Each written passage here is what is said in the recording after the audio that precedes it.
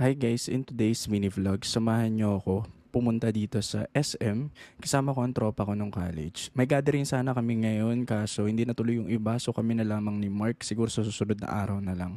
Paminsan nagkikita-kita kami ng mga tropa ko ng college para mag-chill, magkwentuhan, alalahanin yung mga buhay-buhay namin. Nandito kami ngayon sa SM, Sunday ngayon, and usually pag Sunday may mga pa-event si SM kaya ang daming tao. Kahit naman siguro walang event, alam ko sobrang dami talagang tao kasi family day pag Sunday. So nagutom kami ni Mark and nag-order kami through SM app. Etong hacks na to, alam ko may SM app na pero hindi ko alam na pwede rin palang umorder ng food sa SM application. So app siya ng SM kung saan kapag dun ka nag-order, makakamura ka. Ang in-order namin dito is burger meal sa Zark's Burger. So tinry namin dito yung nachos nila. First time ko kasi siyang matatry. So first time ko matatry yung nachos nila dito. Sobrang sarap. Ang flavor nito is cheddar.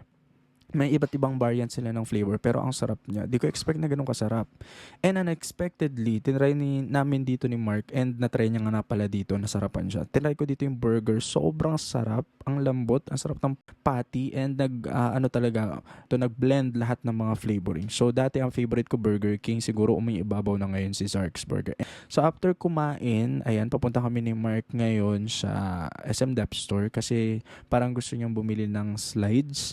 And ang ganda na nabili niya ditong slides. So bumili rin pala kami ng drinks dito sa Ferinos. Ayan, sa SM yan. Ito favorite namin to. Favorite na drinks namin.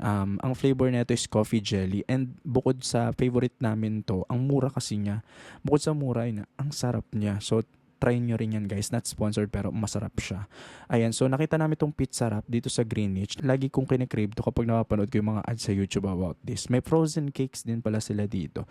So habang inaantay namin yung order namin, tinanong ko si Mark kasi dito sa CapCut, 720p na lang ang pwede kong i-export na quality. Sa kanya, 1080p pa.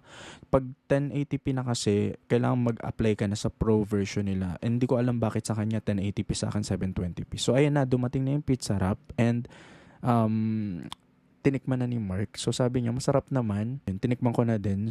So meron din pala sila ditong frozen cakes. Ayan, itatry din natin dito. First time kong makatry ng frozen cakes and unexpectedly masarap siya. Yun nga lang, mali yung spoon na pinili ko dito kasi syempre frozen cake yung matigas, so dapat pala metal spoon. Masarap yung lasa niya, gusto ko yung textured and literal na frozen siya, matigas na cake. That's it guys for this mini vlog. Thank you for watching. So pabalik na kami ngayon sa bahay. And huwag niyo kalimutan pala, subscribe niyo daw siya sa kanyang YouTube channel na Motogoer. Kumikita na siya doon. Big time na tong tropa ko na to, sumasahod na siya doon. And ayan, sa kanya ding Facebook page na Maki Kicks at saka sa TikTok niya. Follow niyo siya doon. Nagtitinda siya ng mga legit na kicks and magagandang kicks.